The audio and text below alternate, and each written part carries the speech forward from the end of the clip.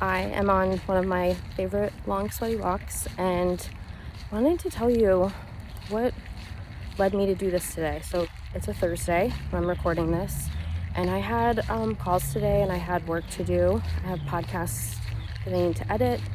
I have a project that I'm working on that'll be launching in like 6 weeks, and I could tell yesterday that I was just like my tank was empty. I was feeling a little depleted. For me, I can tell when I'm feeling exhausted, and also like a little just like low grade frustration, and like I can't, and like angsty too, and like just nothing is hitting the spot, right?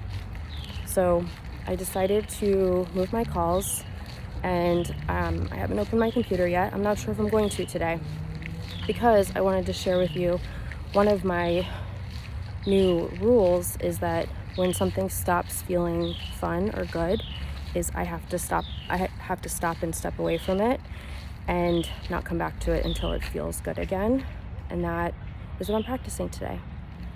To give some context, so normally I don't take off in the middle of the week like this. I just take a day off. I tend to work like kind of a regular schedule, but I have been working weekends lately, which is not something I like to do at all. But I've just had projects going on, and I'm in a training right now, and I had homework due. It was pretty unavoidable. But I know when I work weekends, I tend to get grumpy. So I've been doing that intentionally, but I listened to myself yesterday when I was like, okay, I cringe saying this. This is the 9th day in a row that I've worked, and I need a break. What I do so much, I could literally work 24/7, except I can't. What I wanted to share though was this new rule, this guideline that I'm playing with, which is when something stops feeling fun, I have to stop and step away. I can't keep pushing. And I guess implied in this is I tend to keep pushing, but I don't. That's not how I want to show up with my work. That's not how I want to experience my life, is to push and push and push. Because I know when I get where I want to go, when I've launched this new project, when I'm a year into the podcast, whatever that might be, I'm still going to be pushing. I'm still going to be noticing that my work time is creeping into the weekends. Like, nothing inherently will change just because I get where I'm trying to go. And so I want to work on my own like integrity with myself around how I work and how I take care of myself.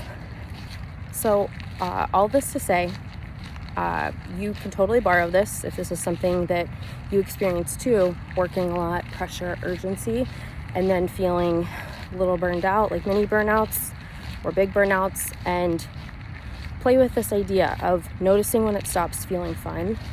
And I mean, there's a refinement here between something feeling like super fun and something feeling like you're trying to work from an empty battery. Sometimes we do have to push through, but maybe get acquainted with the difference for yourself. And when you can, right, it's not always an option. I don't cancel every call when I'm feeling a little low energy or something like that. This is, that's not my way of showing up for my work. But when you can move things around, or when you can stop working on a project and give yourself, like, take some pressure off, release some pressure from the valve or something like that. Like, give yourself some space. Trust that you'll come back to it. Also, give yourself the permission to not come back to it if you're not enjoying it. Like, why? I know the sunk cost fallacy of, I've already put so much into this, I'm just going to finish it. What happens if you let that go? And you believe that the work that you were doing, while it may not culminate in what you thought it was going to, it still got you further along or got you more information. And it was kind of just a lily pad on your path rather than like the ultimate path that you wanted to get to. So I share all this because I'm human. I have tendencies of overworking. I love what I do, and it's just easy to keep pushing and keep going. And my work is, of course I want to reduce that, but what I'm actually focusing on is noticing when that's happened. Right now, what I'm focusing on is noticing when that's happened and then pulling back and taking a break or moving things around or delaying a deadline. Because I know once I've worked on that, that's a skill, right? To notice when you're in it and to take care of yourself, however that looks for you. Once I have that skill, it'll be so much easier to like just blanketly stop overworking, whatever, that's kind of vague, right? But once I have the skill of knowing how to work with when I feel like I've overworked, then I can begin to change the actual pattern of overworking. And I can do it at the same time, and I am. But how do I want to be with myself when it happens, when I feel like my battery is kind of drained? Because that will happen. And how do I want to be with myself as I'm also working on changing this pattern? So I hope this was helpful, and I would love to hear from you if you maybe resonate or if you have a question for me.